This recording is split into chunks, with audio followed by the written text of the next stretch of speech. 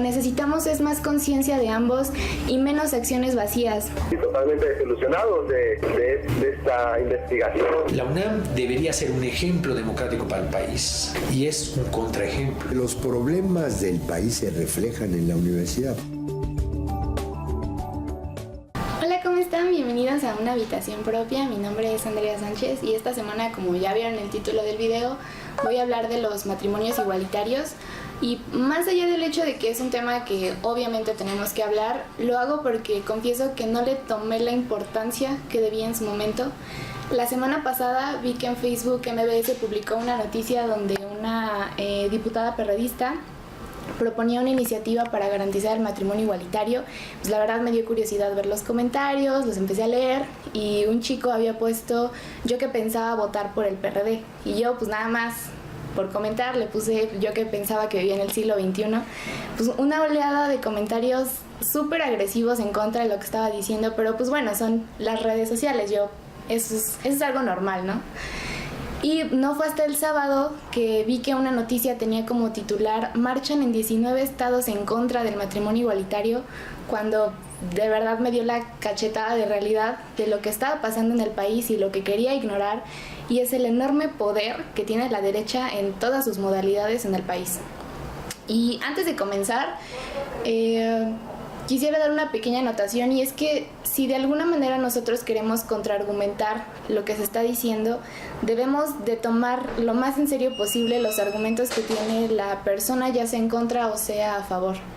Entonces, bueno, para empezar con esto me gustaría separar la parte legal de la parte ideológica. Empezando con la parte legal, en primer lugar se ha dicho, especialmente por el Frente Nacional por la Familia, que el derecho al matrimonio es algo inventado. Sin embargo, si nosotros vemos el Pacto Internacional de los Derechos Civiles y Políticos en su artículo 23, la Convención Americana de los Derechos Humanos en su artículo 17 y la Declaración Universal de los Derechos Humanos en su artículo 16, vamos a ver de qué manera se desmiente esto. Pero un poco más lejos de ello, en segundo lugar, se ha discutido qué es el matrimonio.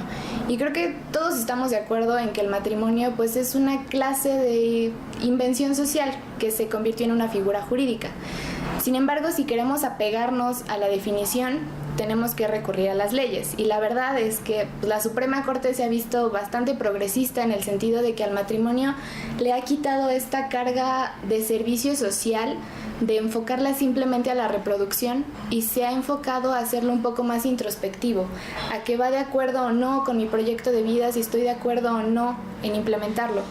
Por eso, si ustedes ven el Código Civil Federal, el Código Civil del Distrito Federal, se van a dar cuenta de que el matrimonio está definido como la unión libre de dos personas para realizar la comunidad de vida en donde ambos se procuren respeto, igualdad y ayuda mutua. Es decir, un enfoque muy claro hacia la afectividad que debe de tener el matrimonio. Entonces, si nosotros delimitamos el matrimonio como lo están haciendo a la heteronormatividad o a la reproducción, no es solamente algo arcaico, sino también es inconstitucional. Y siguiendo con esta lógica, desde el año 2010, la Suprema Corte ya se había manifestado para aprobar el matrimonio igualitario en 8 estados, entre ellos la Ciudad de México, Nayarit, Michoacán, Morelos, etcétera, etcétera. Eso en el 2010, ahora esto ya es nacional. El problema es que los estados no han adecuado su normatividad o sus congresos locales, sus constituciones locales, en favor de esta sentencia. Entonces ahí empieza el negocio que tantos hemos escuchado respecto de los amparos. Y después de todo esto surge una pregunta, y es, entonces, ¿por qué hay tanto escándalo ante algo que desde hace 6 años ya había previsto la Suprema Corte y se escandalizan cuando Enrique Peña Nieto lo hace? Y creo que aquí es donde entra la parte ideológica, porque no importa lo que digan las sentencias, no importa que la OMS diga que no es una enfermedad, no importa que la Asociación Americana de Psicología diga que es infundado y discriminatorio el hecho de que le prohíban los matrimonios a las personas homosexuales, no importa que el Papa Francisco haya dicho ¿quién soy yo para juzgar? Eso es irrelevante o es falso simplemente porque no es natural. Y cuando nosotros utilizamos estas dos palabritas de lo natural, me parece que es bastante vano y simplista el explicar algo de esta manera. Si nosotros queremos saber realmente lo que es natural, los invito a no comer una semana, a no ir al baño 2 días, a no dormir 1 mes. Ahí de verdad vamos a ver lo que es natural y lo que no. Pero bueno, vamos a suponer que esto es cierto. Entonces, 3 de cada 10 familias no son naturales, o sea, ni siquiera el 40% de la población lo es. ¿Qué? ¿En serio no nos habla esto de que las familias tradicionales ya están evolucionando? Y esto me lleva a otro punto, y es que hablan de una educación sin ideología de género, y me parece una ironía enorme, y para esto voy a parafrasear un poco a Marta Rivapalacios, que escribió muy acertadamente que quienes tienen una ideología de género arcaica son ellos, en donde la mujer es un vehículo reproductivo, en donde ni los hombres ni las mujeres son dueños de su cuerpo, en donde creen que una oligarquía tiene derecho a administrar la sexualidad de las personas. Y termina diciendo que esto es algo muy grave y no es cualquier cosa. Y tiene toda la razón. Es muy grave porque es un reflejo de la sociedad mexicana y lo cegada que se encuentra ante una institución que usa de bandera a los niños pero los viola. Y hablando de los niños, ellos hablan, bueno, nosotros si pensamos en la lógica del matrimonio generalmente lo asociamos con familia y con hijos. Entonces me parece que en el fondo hay un tema del que no se habla mucho y es la adopción. Los argumentos, pues, bueno, argumentos ya lo sabemos, ¿no? Que si el niño va a nacer confundido, que si va a ser homosexual, como si esto fuera un cáncer. O sea, ese argumento es tan infundado, ni siquiera sabemos la razón por la cual tenemos la orientación sexual, la que sea, no la sabemos. Que si las personas heterosexuales tenemos ya inherentemente en nuestro ser capacidades y aptitudes para ser buenos padres, que si no van a tener un desarrollo adecuado. Y para resolver todo esto, el entonces ministro en el año 2010, Sergio Valls, solicitó a la UNAM un estudio y fue muy contundente en su resultado, y es que no existían razones objetivas ni científicamente fundadas para sospechar riesgos para los menores criados y o adoptados por personas homosexuales. Todo este mito no tiene absolutamente nada de cierto.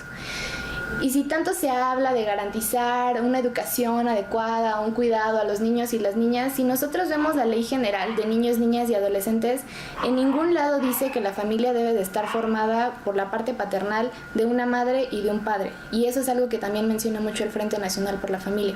Entonces, ¿qué significa todo esto? A mí me parece que no significa nada más que miedo y pánico por parte de estos sectores a darse cuenta de que la sociedad cambia y está condenada a cambiar, y cambia a diario. Sí, malas noticias, iglesia, cambia a diario la iglesia y cambia a diario la sociedad, y ustedes deben de adaptarse a nosotros, no nosotros a ustedes. Y esto nos lleva a otro punto, y es el innegable peso que tiene la iglesia en este país. ¿Qué porcentaje de políticos nosotros vemos que puede llegar y abiertamente decir que es ateo, que puede llegar a un puesto importante sin ser un modelo de familia, o que puede declararse homosexual? Si tenemos a un Enrique Peña Nieto que no puede ni siquiera salir a defender su iniciativa, a un PRI que no tiene consenso en lo que quiere hacer, a un PAN que alimenta a la Iglesia Católica y al Partido Encuentro Social, a una Morena que dice sí pero no hace nada, y a un PRD que prácticamente va solo, ¿qué podemos esperar de eso? ¿Qué político en sentido lógico va a ponerse en contra de la institución que tiene el poder ideológico más fuerte en todo el país? En fin, si volvemos a lo que les dije al inicio y volvemos al aspecto legislativo, podemos preguntarnos entonces por qué hay tanto escándalo ante algo que ya está en marcha y que parece que pues la ley no va a ser retroactiva. Y me parece que esa es la pregunta central.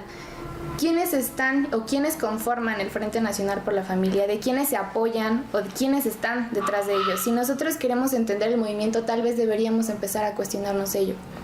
En la parte de abajo, como generalmente lo hacemos, van a ver varios links de debates, de estudios, de artículos. También va a haber uno del semanario Desde la Fe, muy curioso, que habla de la reorientación sexual. En fin. Y como punto final, creo que eso es algo un poquito ya más personal, me parece que la libertad de expresión y de culto es de lo más democrático que puede haber. Qué padre poder salir a la calle y manifestarte por algo por lo que estás a favor o por lo que estás en contra. Sin embargo, ahí no está el debate. Y creo que deberíamos centrarnos más a la confrontación de ideas, no a caer en la lógica de la intolerancia, de los insultos, de ser agresivos. Creo que no lo hice muy bien en este video, pero deberíamos de enfocarnos un poco más a eso. Y bueno, no me queda nada más que decir que viva la diversidad y que vivan todas las familias. Gracias y nos vemos. Lo que necesitamos es más conciencia de ambos y menos acciones vacías. Totalmente desilusionados de esta investigación. La UNAM debería ser un ejemplo democrático para el país y es un contraejemplo. Los problemas del país se reflejan en la universidad.